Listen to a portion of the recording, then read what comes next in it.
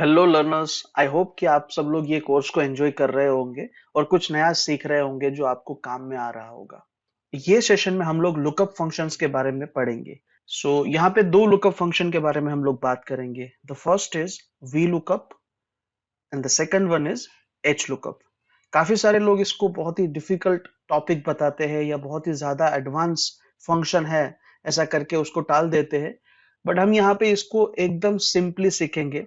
Definitely ये advance function ही है, but ये इतना सिंपल है कि आप इजीली इसको कहीं पे भी यूज कर सकते हो। और हम अपनी जो कॉम्प्लेक्स फॉर्मूलाज को यूज कर रहे हैं उसकी जगह पे ये वी लुकअप को यूज करके उसको बहुत ही ज्यादा सिंप्लीफाई कर सकते हैं। So let us move ahead and jump into the core content. So as usual यहाँ पे definitions दी गई है, तो let us try to understand कि VLOOKUP क्या होता है और कब यूज होता है। So VLOOKUP is a function to look up data in a table organized vertically. Now V stands for vertically. यहाँ पे हम हमारा जो डेटा है उसको कहाँ पे लुकअप करते हैं? जो डेटा वर्टिकली ऑर्गेनाइज होता है उसमें। वर्टिकली ऑर्गेनाइज मतलब ये अभी जो आपको टेबल दिख रहा है that is vertically organized. Okay, क्योंकि ये column wise organized. Now VLOOKUP supports approximate match and exact match.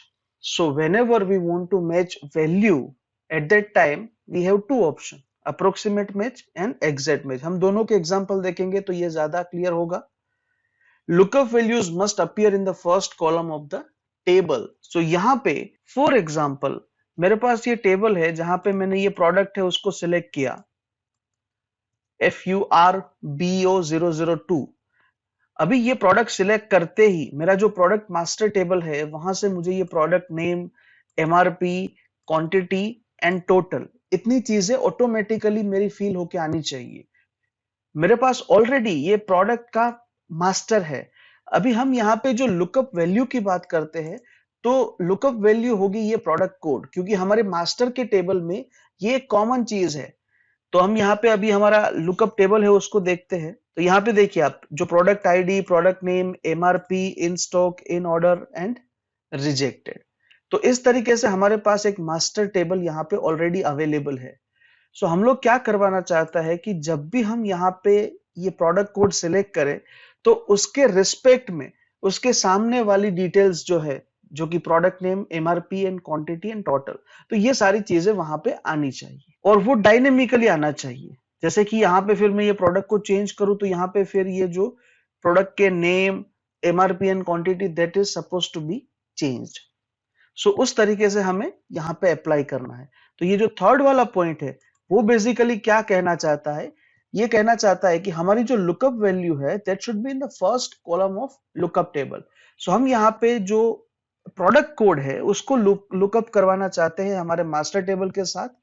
तो हमारे मास्टर टेबल में ये प्रोडक्ट कोड का जो कॉलम है that should B first column. अगर ये कॉलम यहाँ पे MRP की जगह पे होता तो हम इसके पहले वाली जो कॉलम्स है उसको हम फेच नहीं कर पाते। तो उसके लिए हमें ध्यान में रखना है कि हमारा जो मास्टर टेबल है उसमें हमारी फर्स्ट कॉलम जो है वो लुकअप वैल्यू वाली होनी चाहिए। अभी इसकी फॉर्मूला क्या है? बहुत ही सिंपल है। इज इक्वल टू किया, वी लुकअप लिखा and then we will give some inputs. So let us go and start doing that. So यहाँ पे मैं एक प्रोडक्ट को पहले सिलेक्ट कर लेता हूं, जैसे कि फर्स्ट है FURBO001, उसको हम सिलेक्ट कर लेते हैं और यहाँ पे प्रोडक्ट नेम में हमारी फॉर्मूला है उसको हम प्लेस करेंगे। So let me type is equal to V lookup.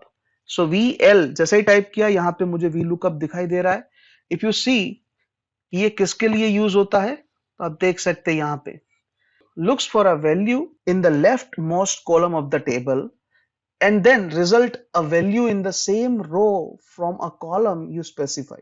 Let us try it practically. Definition read करने से थोड़ा सा डिफिकल्ट लग सकता है, बट डोंट वरी, बहुत ही सिंपल है। जैसे ही मैंने टैब प्रेस किया इसने ऑटो कंप्लीट कर दी फॉर्मूला को। अभी कौन सी वैल्यू को हमें लुकअप करवाना है? सो हमारी लुकअप वैल्यू है वो है product code. So let me click on that and put a comma. Now it is asking for the table array, यानी कि कहां पे करवाना है। So we have to give the reference of that master table. तो मैं यहाँ पे कॉमा करने के बाद वी लुकअप टेबल वाली जो शीट है वहां पे जाऊंगा और यहाँ से ये पूरा का पूरा जो टेबल है उसको इस तरीके से सिलेक्ट कर लूंगा। मैंने अपने माउस को ड्रैग करके इसको क्लिक सिलेक्ट किया है, ठीक है। Now I will put again a comma. उसके बाद ये क्या पूछ रहा है, column index. Okay, now column index means what, जो हमें वैल्यू हमारे टेबल में से जो वैल्यू हमें फेच करवानी है उसकी कॉलम इंडेक्स कितनी है। तो यहाँ पे आप देखिए, this is the first column product ID, the second column is product name. तो हमने यहाँ पे अभी जो फॉर्मूला रखी है वो कहाँ पे रखी है, प्रोडक्ट नेम के नीचे, ठीक है। तो हमें यहाँ पे प्रोडक्ट नेम चाहिए। अभी आप प्रोडक्ट नेम कौन से कॉलम में है, so that is in the second column, so we will give that a second column. Okay, तो यहाँ पे मैंने लिखा second column, so we have to write down the number, that is the column index number. अगर मुझे MRP चाहिए होता तो मैं यहाँ पे 3 लिखता, क्यों, क्योंकि product ID is the first column, product name is the second column and MRP is the third column, and then comma.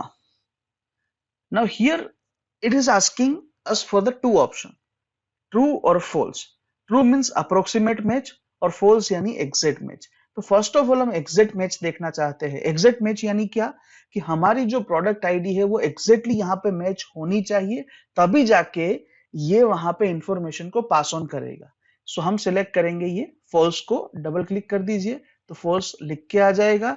You can also use zero, क्योंकि एक्सेल में हमने देखा है कि 1 is equal to true and 0 is equal to false. तो आप अगर 0 भी लिखेंगे तो भी ये अपने आप समझ जाएगा कि कि आप फॉल्स कहना चाहते हैं। Once it is done, close the bracket and press enter, and the magic happens. You can see here it has fetched the data of FURBO001, that is library book cases. अभी इसको manually verify करते हैं कि क्या यही value है। So FURBO001, and you can see here it is library book cases. So it's working. अभी मैं यहाँ पे चेंज करता हूं और मैं रेंडमली कोई भी चूज करता हूं, तो आप देखिए OFFAR002, that is pencil. Now let us verify it manually. Yes, it is pencil, right? So it is working properly. अभी हमें क्या करना है कि हमें इसको यहां तक अप्लाई करना है ये सब के लिए। तो हम क्या करेंगे, इसको हम ड्रैग करेंगे। बट जैसे हमने एब्सोल्यूट और रिलेटिव रेफरेंसेस के सेशन में देखा था, we have to first look at the values और the range to be fixed. तो यहाँ पे हमारी क्या रेंज फिक्स होगी, ये B5 से लेके G15 तक, क्योंकि हमारा टेबल है वो कांस्टेंट है, राइट। इसकी रेंज चेंज नहीं हो रही है। तो हम क्या करेंगे, यहाँ पे वो टेबल की रेंज है उसको फिक्स करेंगे by pressing F4। We are fixing the range of the table. बाकी कोई वैल्यू की जरूरत है फिक्स करने की, जरूरत नहीं है। Okay, so we are going to drag this down. Yes, तो यहाँ पे ये NA लिख के आ गया। What do we mean by that NA? That is not available. क्यों not available? क्योंकि हमने यहाँ पे कोई सिलेक्ट ही नहीं किया है। जैसे हम सिलेक्ट करेंगे यहाँ पे ये हमारा इंफॉर्मेशन आ जाएगा। अब देख सकते हैं, now it is coming slowly. अभी मैं आपको यहाँ पे एक और फॉर्मूला भी दिखाता हूँ जिसका नाम है इफ एरर। ओके, अगर आपको लगता है कि मुझे ये सब NA नहीं चाहिए, मेरी फॉर्मूला यहाँ पे रहनी चाहिए, बट जब भी मैंने यहाँ पे सिलेक्ट नहीं किया है तो उस टाइम पे मुझे कोई पर्टिकुलर टेक्स्ट दिखाना चाहिए या फिर ब्लैंक रहना चाहिए। तो उस केस में हम क्या करेंगे, ये सारी जो फॉर्मूला है वी लुकअप वाली, उसको हम इफ एरर की फॉर्मूला है उसके अंदर हम पेस्ट कर देंगे, या फिर इफ एरर के अंदर ये वी लुकअप को हम इंसर्ट कर देंगे। कैसे, सो let me edit this formula. अभी हम बाहर एक बार देख लेते हैं कि इफ एरर करता क्या है। So is equal to if error, और ये आर्ग्यूमेंट क्या ले रहा है, value and value if error. Okay, so हमें क्या करना है कि हमारी जो वी लुकअप वाली फॉर्मूला है वो वैल्यू की जगह पे पेस्ट करना है, और उसके बाद कॉमा करके वैल्यू इफ एरर, यानी कि अगर एरर आती है तो हमें क्या वैल्यू डिस्प्ले करवानी है वो हमें लिखनी है। तो यही फॉर्मूला को हम यहाँ पे वी लुकअप में अप्लाई करेंगे। सो मैं स्टार्ट करता हूं इफ एरर से। सो IFE, and you can see it is suggesting if error. Let me press tab। यहाँ पे ये वैल्यू की जगह पे ये पूरा हमारा टेबल मतलब पूरा हमारा वी लुकअप का फॉर्मूला आ गया, and then comma value if error. तो मैं यहाँ पे ऐसा लिखता हूं कि सिलेक्ट प्रोडक्ट कोड। ओके, सो जब भी यहां पे प्रोडक्ट कोड सिलेक्ट नहीं किया हुआ है तो उस टाइम पे ये मुझे ऐसा दिखाना चाहिए कि सिलेक्ट प्रोडक्ट कोड, और वो एरर नहीं लगेगा और यूजर को पता भी चलेगा कि मुझे पहले इसको यूज करना है। Let me close the bracket. So आप देखेंगे यहाँ पे आउटपुट में कोई फर्क नहीं पड़ा है क्योंकि हमारा ऑलरेडी यहाँ पे प्रोडक्ट कोड सिलेक्टेड है। अभी मैं इसको ड्रैग करता हूं and now you can see what it is showing, select product code. So error है वो हमारी जो कस्टम टैग्स है उससे रिप्लेस हो चुकी है। अभी जब भी हम यहाँ पे इसको सिलेक्ट करेंगे तो आप देखिए यहाँ पे ये अपने आप VLOOKUP वाली वैल्यू है उसको ले लेगा। So for this MRP you have to do this as an exercise, और यहाँ पे क्वांटिटी में आप अपनी मनचाही क्वांटिटी है उसको आप यहाँ पे लिख सकते हो। सो मैं यहाँ पे अपनी मनचाही क्वांटिटी है उसको लिख देता हूं। ओके, और टोटल में हमें क्या चाहिए, MRP मल्टीप्लाई बाय क्वांटिटी, तो ये हमारा क्या बन जाएगा, total amount for that particular order. तो ये है आपके लिए homework.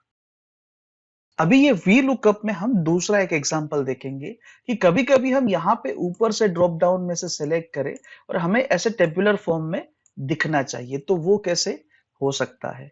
So let us try to do that. तो यहाँ पे पहले मैं एक प्रोडक्ट कोड है उसको सिलेक्ट कर लेता हूं और अभी हम यहाँ पे फॉर्मूला रखेंगे। So is equal to VLOOKUP and lookup value कहां पे है, ऊपर।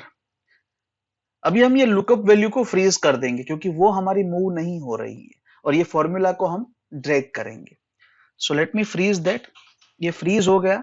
अभी कॉमा करके हम दे रहे हैं टेबल का रेफरेंस। सो हमारा टेबल कहां पे है, ये वाला टेबल है, तो इसको हम सिलेक्ट करते हैं and then comma column index number. तो फर्स्ट है हमारा product name, so that is in the second position.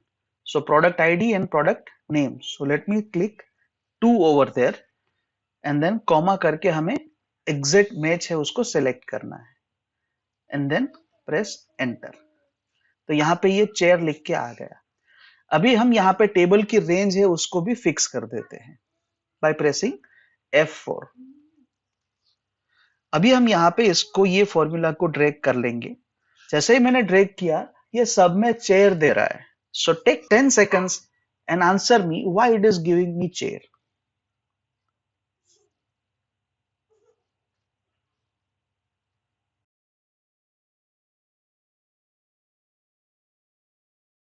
Yes, you have got it right. क्योंकि हमने यहाँ पे जब फॉर्मूला को ड्रैग किया तो जो सेकंड नंबर का कॉलम हमने सिलेक्ट किया तो उसको तो हम जब ड्रैग करते हैं तो वो सेकंड का थर्ड और थर्ड का फोर्थ नहीं हो रहा है। So that is constant in this formulas. So हमें वो मैन्युअली यहाँ पे चेंज करना पड़ेगा। सो 2 की जगह पे यहाँ पे मैं 3 करूंगा तो ये तीसरे वाली जो कॉलम है वहां से मुझे इंफॉर्मेशन फेच करके देगा। Then 3, not 3 here, it would be 4, here it would be 5 and here it would be 6। जैसे ही हम यहाँ पे इसको चेंज करते हैं आप देख सकते हैं सारी की सारी वैल्यूज यहाँ पे चेंज हो जाएगी। सो कभी कभी हमारे पास ऐसा डेटा होता है कि एम्प्लॉय है, उसका एम्प्लॉय कोड है और उसके रिलेटेड सारी की सारी इंफॉर्मेशन, उसका नाम, उसका एड्रेस, उसका कॉन्टेक्ट डिटेल्स, उसका blood group, everything is available in master table. अभी हमें कुछ ऐसा चाहिए कि जब भी हम एम्प्लॉय कोड डालें तो ये सारी इंफॉर्मेशन हमें सर्च होके आ जाए। तो उस केस में हम ऐसा एक VLOOKUP बना के हम हमारा जो टेबल है उसको क्रिएट कर सकते हैं ताकि हमारी जो लाइफ है वो काफी आसान हो जाए। So thank you so much for watching this video. Try this. In case of any query please feel free to reach out to us. अभी हम आगे देखेंगे VLOOKUP को अप्रोक्सीमेट मैच में कैसे यूज करते हैं। तो अभी हम VLOOKUP में दूसरा जो फंक्शनैलिटी है अप्रोक्सीमेट मैच, उसको कैसे यूज किया जाता है और कैसे सिचुएशन में यूज किया जाता है वो हम देखेंगे। जैसे कि यहाँ पे मेरे पास एक टेबल दिया गया है, sales representative wise sales amount दिया गया है। बॉब ने कितना सेल किया, केल्विन ने कितना सेल किया। Likewise I am having data of sales representative wise sales amount. अभी मेरे पास इसका मास्टर टेबल भी है। जो कि है यहाँ पे, कि अगर कोई भी पर्सन का 0 to 5,000 तक का सेल्स होता है तो उसको कमीशन कितना जाता है, 0%। किसी सेल्स रिप्रेजेंटेटिव ने अगर टारगेट अचीव कर लिया, दैट मीन्स 5,000 का जो मिनिमम टारगेट है उसको अचीव कर लिया, और 5,000 के 10,000 और 5,000 से लेके 10,000 तक का जो सेल्स है उसके लिए उसको 3% कमीशन मिलेगा। सिमिलरली अगर 10,000 से 15,000 की रेंज में है तो 5%, 15,000 से लेके 20,000 है तो 7%, और 20,000 प्लस है तो 10% कमीशन उसको मिलेगा। तो यहाँ पे ये टेबल में ये जो थर्ड कॉलम है वो हमने हमारी अंडरस्टैंडिंग के लिए रखा है, ताकि हमें पता चले कि हमारा कमीशन का परसेंटेज कितना है। अभी हमें क्या चाहिए होगा कि जब भी हमें अप्रोक्सीमेट मैच वाली जो फॉर्मूला है उसको यूज करना है, तो इसकी जो लोअर बाउंड्री है, यानी कि ये 0 to 5,000 में लोअर बाउंड कौन सा है, 0। 5,000 to 10,000 है, उसमें लोअर बाउंड कौन सा है, 5,000।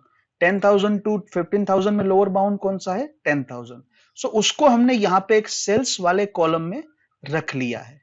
तो हम इसके साथ कंपेयर करेंगे कि वो सेल्स अमाउंट है वो कौन सी रेंज में फॉल करता है, और उसके हिसाब से यहां से कमीशन की इंफॉर्मेशन है वो वहां पे फेच होगी।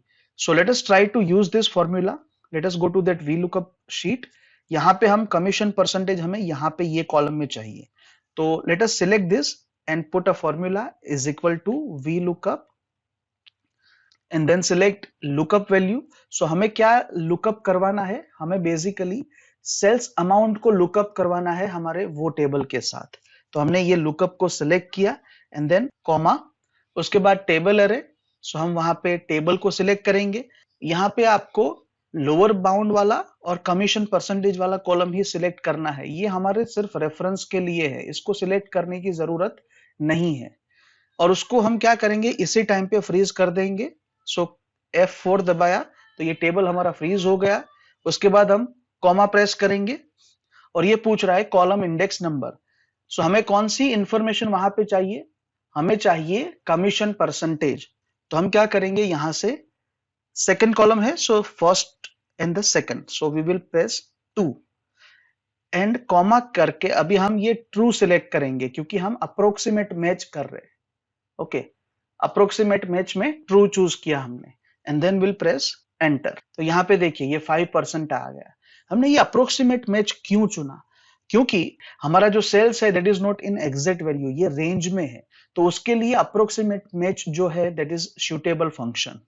अगर यहाँ पे पहले केस में क्या था, हमारे पास ये प्रोडक्ट आईडी था, जो प्रोडक्ट आईडी एग्जैक्टली सेम होना चाहिए तभी जाके ये इंफॉर्मेशन हमें मिल सकती है। बट हमारे पास यहाँ पे क्या है, सेल्स अमाउंट है जो कि रेंज में है। अगर ये रेंज में है तो उसकी वैल्यू ये होती है। तो ये केस में हम अप्रोक्सीमेट मैच वाला फंक्शन है उसको यूज कर सकते हैं। यहाँ पे देखते हैं सेल्स अमाउंट कितना है, 12,450। तो उसके हिसाब से कौन सा कमीशन परसेंटेज आना चाहिए। तो आप देखिए ये 10,000 to 15,000 है, तो उसके सामने क्या है, 5%। तो ये 5% उसने यहां से फेच कर लिया। अभी हम इसको वैलिडेट करने के लिए ड्रैग करते हैं सबके लिए। जैसे ही हमने ड्रैग किया सबके लिए इसने डायनेमिकली वहां से वैल्यूज को पिक कर लिया।